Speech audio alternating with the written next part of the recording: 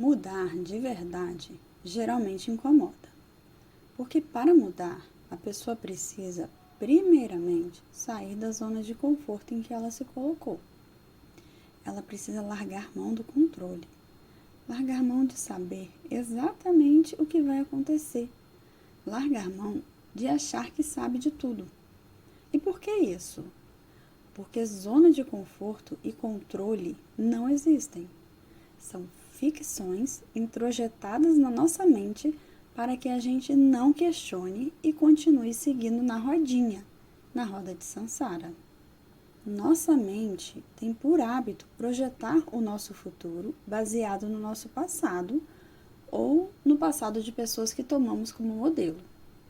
Todavia, a quebra desse padrão se faz necessária, visto que passado, presente e futuro diz muito mais sobre o grau de evolução que se alcança em uma vida do que sobre um tempo linear contado pelo relógio, pelo dia, pela noite. Uma pessoa que vive no passado é uma pessoa que se recusa a evoluir, é uma pessoa que não aceita a mudança, o novo, a evolução. Uma pessoa que vive no presente é uma pessoa que está atenta ao agora, às mudanças, não se limita pelo que a sua mente entende como passado e como perspectiva de futuro. Uma pessoa que vive no futuro é uma pessoa que vive no passado, no que o passado diz para ela como deveria ser o futuro. Complexo? Só se você tentar entender só com a mente. Interessante que a sabedoria popular já nos dizia que uma pessoa que vive no passado é uma pessoa que se recusa a evoluir, que se recusa a aceitar o novo. Está tudo aí, o conhecimento está aí, basta saber interpretar sem querer limitar ao todo. A noção de tempo passado, presente e futuro diz respeito à evolução de cada alma. Sua alma do passado é menos evoluída do que a sua alma do agora. E a sua alma de agora é menos evoluída que a sua alma do futuro. Uma pessoa presa ao passado é uma pessoa que se recusa a evoluir, se recusa a aprender com os erros, se recusa a mudar, se recusa a se curar e a curar os outros à sua volta. Aí, voltamos ao início dessa conversa. Mudar de verdade geralmente incomoda. Por quê? Porque aprender com os erros dá trabalho. Você precisa se interiorizar, você precisa entender qual foi o padrão que levou àquela situação e, principalmente, você precisa mudar aquele padrão. Se curar e curar os outros também dá trabalho. Você precisa dar abertura para entender o que precisa ser curado.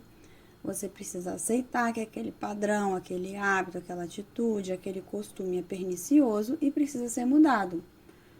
É preciso aceitar que somos feitos de luz e de escuridão.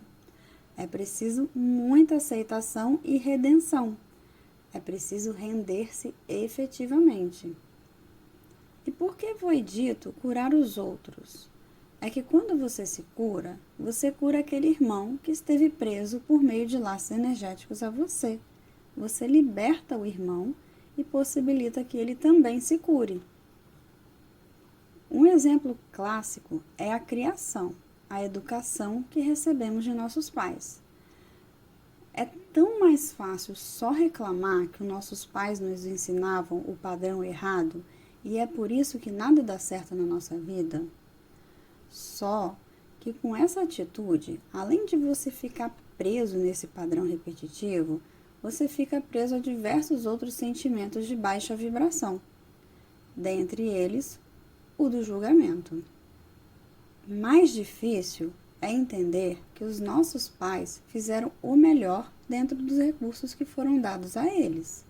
Eles foram ensinados que os padrões corretos eram aqueles, e por isso, pensando na boa educação e na boa preparação do filho para a vida, repassou o ensinamento. Às vezes, os pais já até desencarnaram, mas ainda estão presos energeticamente àquela situação, àquela energia de baixa vibração. Você, identificando o padrão, aceitando que todos que estão aqui encarnados estão fazendo o melhor dentro dos recursos que lhes são dados, e tendo coragem e resiliência para mudar esse padrão e perdoar quem quer que seja, se liberta daquele padrão e da energia que ficou ali estagnada e liberta todas as almas que estavam ligadas energeticamente àquela situação. Assim, você não promove apenas a sua cura, você promove a cura das outras pessoas também. Nós fazemos ligações energéticas com outras pessoas o tempo todo. Essas ligações podem ser boas ou ruins. O fio energético pode ser de luz ou de escuridão. Nós também estamos desfazendo ligações energéticas o tempo todo. Quais ligações energéticas persistem? As que alimentamos, as que não resolvemos, as que nos incomodam.